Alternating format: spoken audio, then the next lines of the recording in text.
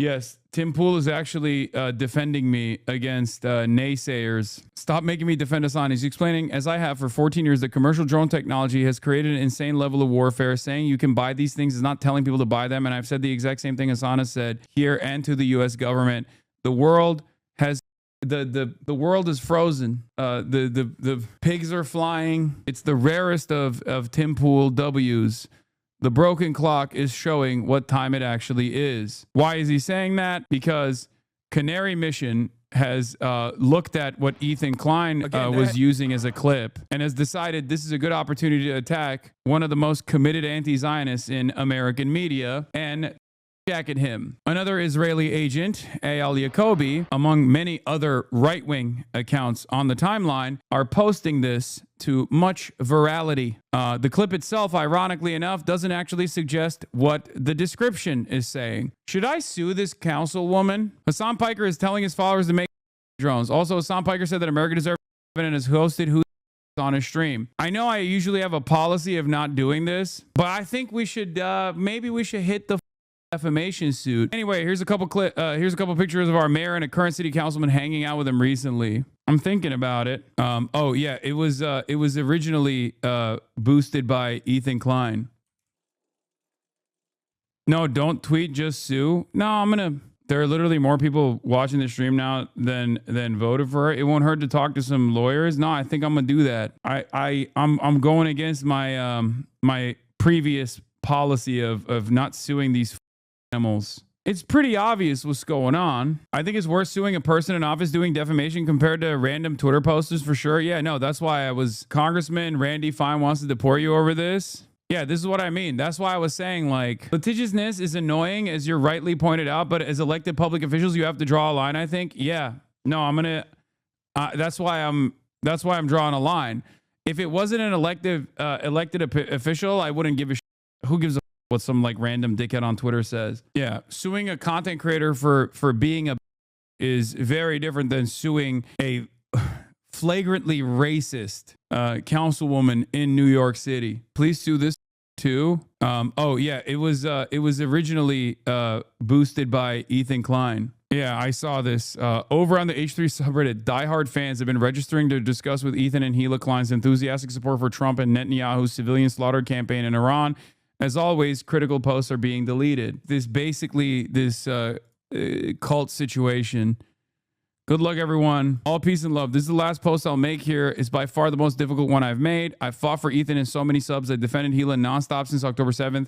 I've lost my fiance, friends, and my own mental health defending the Kleins of this podcast for years now. But watching Ethan cheer on what's been happening in Iran in his IG stories has been eye-opening. For the first time, I can see what the snarkers have been saying. Ethan doesn't care about innocent people's lives. He doesn't care about the slaughter that has and will continue to happen. As long as he can have a dunk on Hasan, he's going to do it. I remember Hila posting praise for Israeli fighter pilots after the strikes in Iran months ago, and it left a bitter taste, but I just tried to move past it. But watching him cheer on the onset of a massive war in the Middle East that has been the straw that broke the camel's back. Canceled my membership, unsubscribed, and I'm done with it all now. This pod has destroyed my mental health, and I'm finally having some introspection and realizing that it's not worth it. There hasn't been goofs and gaffes since October 7th, and I was kidding myself into thinking that they would return. My favorite crew members were Olivia and Cam that left long ago, and I'm beginning to think it was because of Ethan. And there's some other posts that have all been deleted. So good luck, everyone. I know for a fact there are so many amazing people here, but ask yourself if you're okay with Ethan posting celebratory videos while dozens of schoolgirls are dead from those actions. If you are, carry on enjoying the show. I can't anymore, so thanks to everyone here who have ever reached out to help me in my previous posts. I've met some wonderful and amazing people in this community. All the best to you all. It sucks. I love this pod so much. Spent thousands on Teddy Fresh. Shows become unrecognizable. I can't sit with a straight face and say peace and love while Ethan is celebrating attacks the end of the lives of dozens of schoolgirls just so we can dunk on Hasan. It's all gone to shit. So this is it for me, guys. For those wondering why I would make this post and not just leave, understand that I've sunk so much effort and my life into this pod. I recognize now it was a mistake and I could have saved myself so much money, time, and maybe even my relationships that have been destroyed over an internet show. Watching Ethan call everyone who's critical of him a snarker just reminds me of Trump blaming Biden and Obama for everything. It's that level of delusion and an unwillingness to ever admit he was wrong. The whole thing has become so sad and boring to watch, and I don't have it in me to care anymore. Now I'm gonna say, look, we have a saying in Turkey, zararın neresinden dönersen kârdır, okay, which translates loosely to no matter where you turn away from a loss is profit. Okay, so even if it took this much, 2.5 years, great, as long as you identify what caused you to remain in this cult, whether it be sunk costs, whether it be, whatever it might be. It's good that you are beginning to recognize that you were duped. Better late than never. Okay? Also, if there's ever a situation where you're stuck between defending me and your marriage, you should probably stick with your fiance. Let's keep it $150. There's a difference considering what my worldview looks like. Because if you're having like active conflict with your friends over my perspective, that's still a little crazy. But more often than not, you might be up against a person who has been duped by a pedophile or duped by a sex criminal, duped by an Israel defender. So there is a little bit of validity to wanting not to maintain a relationship with a person like that. But there's limits to that. You know what I mean? If you value your friendship, then it's understandable that you don't talk to them about politics, Depends on what the context is, to be honest. Yeah. Mine just thinks you're an idiot, lol.